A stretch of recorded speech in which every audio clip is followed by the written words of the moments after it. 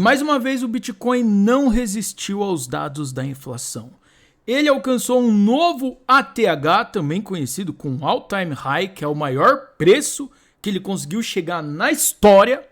Mas quando saiu os dados da inflação, derrubou o meninão. Olha essa última vela aqui de ontem, que ele estava ali, ele chegou, se eu não me engano, a 124.500 dólares e deu uma recuada até os 117 mil e fechou o dia ali na casa dos 118.400. E agora ele segue aí se recuperando, né? De hoje aí ele já fez 0,5% de recuperação. Mas vamos ver o que aconteceu exatamente. Então eu peguei um artigo aqui que falou: o Bitcoin atingiu uma nova máxima de 124.500 na noite de quarta-feira, dia 13, mas investidores nem tiveram tempo de comemorar. O governo americano divulgou no dia 14, né, logo em seguida, na quinta-feira, dados sobre o índice de preços ao produtor, PPI na sigla inglesa. Os números vieram muito acima do esperado pelo mercado, motivo que derrubou o preço do Bitcoin e outras criptomoedas. Mas por que será que esse PPI, por vir alto, derruba o preço do Bitcoin, né? Aqui, ao contrário do índice de preço do consumidor, que é o CPI, que foi divulgado dia 12, o PPI mede a variação de preços no início da cadeia de produção. Portanto, espera-se que o CPI também venha alto na próxima medição. Então, tipo assim, aumentou o preço de produção das coisas. Talvez isso gera uma inflação maior, vamos ver. Como consequência, o Fed deve manter a taxa de juros nos níveis atuais nas próximas reuniões, indo na contramão das expectativas do mercado, que já se posicionava esperando um corte de 0,25%. Então, foi isso aqui, ó, rapaziada, que fez dar essa recuadinha no Bitcoin. Essa taxa de juros do Fed, do mercado americano, ela gera uma repercussão no mundo inteiro. Quanto mais alta essa taxa, menos dinheiro os grandes, né, as grandes empresas, os grandes milionários do mundo estão dispostos a colocar em criptomoeda, porque é um ativo muito volátil com risco muito elevado. Então, quanto mais baixo os juros, mais eles estão dispostos, porque aí se eles colocam o dinheiro, sei lá, na poupança dos Estados Unidos, eu não faço nem ideia de quanto rende por ano uma poupança nos Estados Unidos. Vamos tentar descobrir aqui? 1% por ano é o rendimento da poupança nos Estados Unidos. Você deixa seus dólares guardados lá no banco, você vai ter um rendimento de 1% por ano. No Brasil, 1% ao mês, que já é 12 vezes mais que nos Estados Unidos, né? E com pool de liquidez, então, nem se fala. A gente faz 3% aí brincando.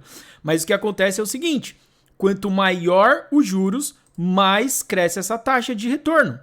Então, quem tem muito dinheiro prefere deixar essa grana em algo mais seguro para poder render em dólar. Que, querendo ou não, o dólar ainda é a moeda que manda no mundo. E o Bitcoin desabou após a divulgação desses dados. Ele chegou a ser negociado acima dos 124.500, fez um novo all-time high. No entanto, perdeu 5% do valor em relação ao topo e estava na faixa de 118 mil quando esse artigo foi escrito. Além da realização de lucro por alguns investidores, a divulgação dos dados de inflação dos Estados Unidos foi o que mais afetou seu preço. Como pode ser observado no gráfico abaixo, a maior queda aconteceu por volta das 9h30. Então olha aqui, ó. Eles pegaram um gráfico do CoinMarketCap, deu uma queda ali bem expressiva.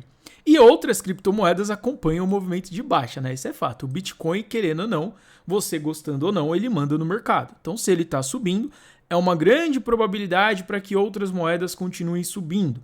Quando ele cai, ele acaba arrastando todo mundo. Claro que as altcoins, pelo que eu vejo, né, na minha opinião, não sei se é uma verdade absoluta ou não, mas na minha opinião as altcoins costumam acompanhar mais ali o valor do Ethereum, porque a maioria delas estão em Layer 2 do Ethereum, né?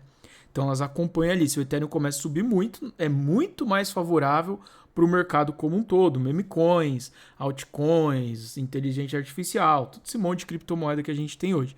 E o Bitcoin, querendo ou não, ele dá uma balançada ali no Ethereum, porque o Ethereum estava beirando ali os seus 5 mil dólares, seu all-time high também, e ele deu uma recuada junto com essa recuada do Bitcoin. Mas o que acontece?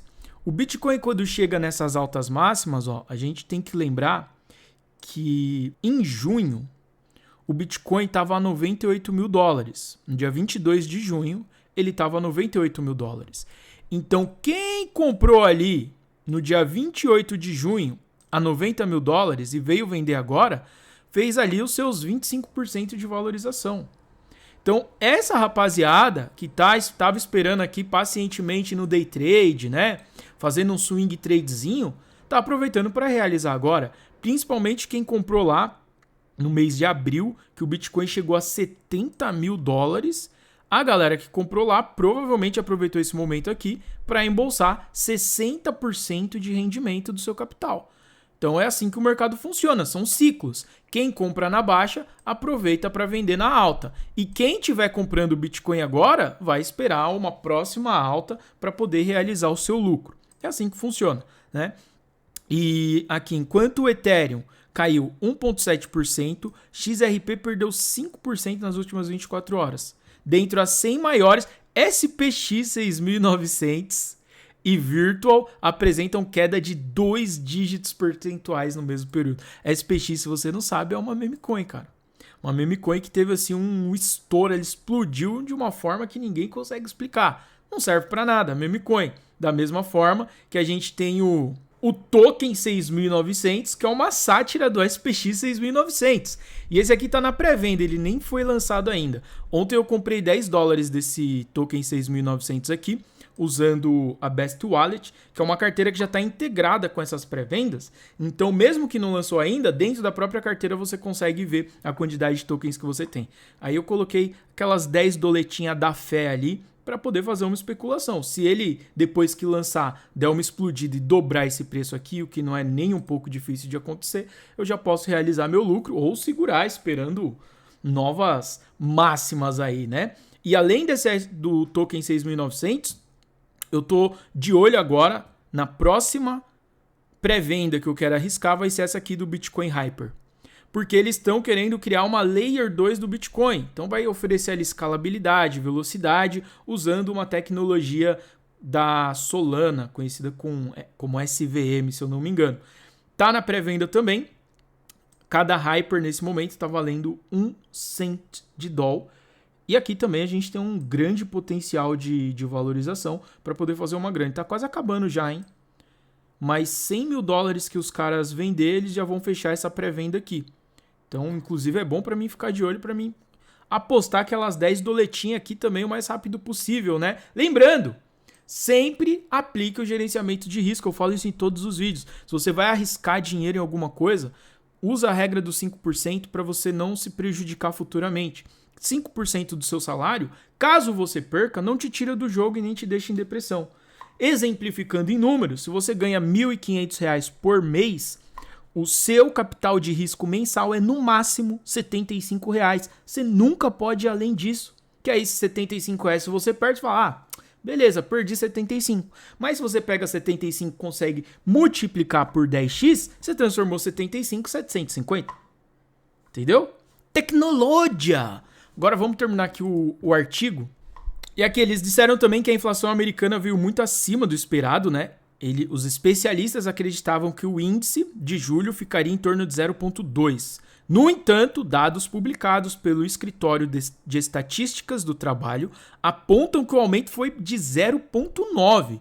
Então foi muito acima do que eles imaginaram.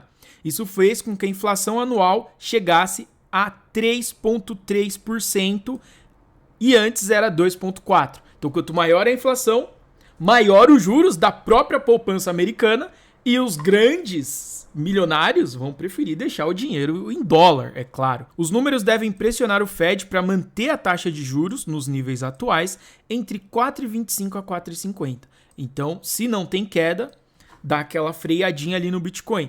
Isso explica essa queda do Bitica e das outras criptos. Afinal, o mercado esperava um corte de 0,25 na próxima reunião de setembro, o que pode não acontecer. Então, o mercado normalmente ele não reage na hora da notícia, né? Porque o que vai mandar mesmo é o Fed.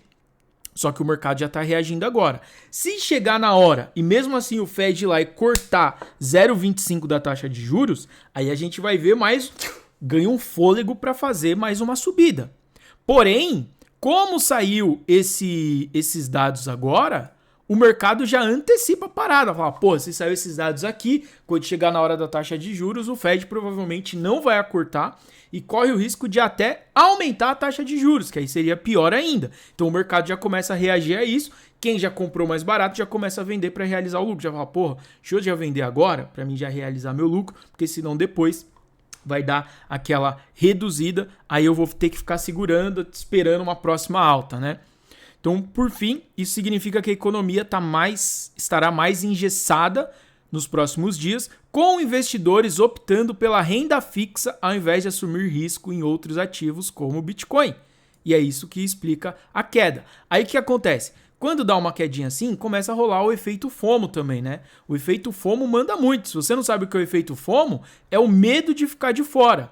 Então, da mesma forma que acontece o efeito FOMO quando tá todo mundo comprando uma moeda com medo de ser o único a não comprar, e normalmente as pessoas compram caro pelo efeito FOMO, elas também vendem, principalmente vendem quando vê uma queda assim.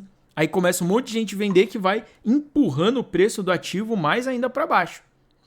E o efeito FOMO é o pior de todos. Porque o que acontece? Muita gente comprou Bitcoin aqui, ó, no topinho, vamos supor, o cara comprou Bitcoin um dia antes, que estava subindo lindamente, aí ele foi no FOMO e falou, nossa, vou comprar Bitcoin. Comprou por 122 mil dólares. Um dia depois ele vê a parada derreter aqui, perto dos 117 mil. Aí ele já entra em desespero e fala, meu Deus, perdi dinheiro, o Bitcoin vai desabar agora, ele vai voltar para os 30 mil. Aí ele pega e vende o que ele comprou caro, ele vende barato. E essa é a receita do perdedor, que infelizmente a maioria das pessoas fazem isso. Mesmo sendo totalmente contra-intuitivo, contra a teoria de você ganhar dinheiro com cripto, a maioria das pessoas agem na pura emoção, sem saber o que está fazendo. Compra sem saber por que comprou, vende sem saber por que está vendendo e vão perdendo dinheiro ciclo após ciclo, perdendo cada vez mais. Por isso que eu prefiro sempre ter o gerenciamento de risco, que nesses momentos de queda de Bitcoin eu compro mais, porque eu sei o que eu estou comprando, né? Eu não estou indo pelo que o youtuber falou ou o influencer do TikTok postou lá no vídeo. Eu sei porque eu compro o Bitcoin.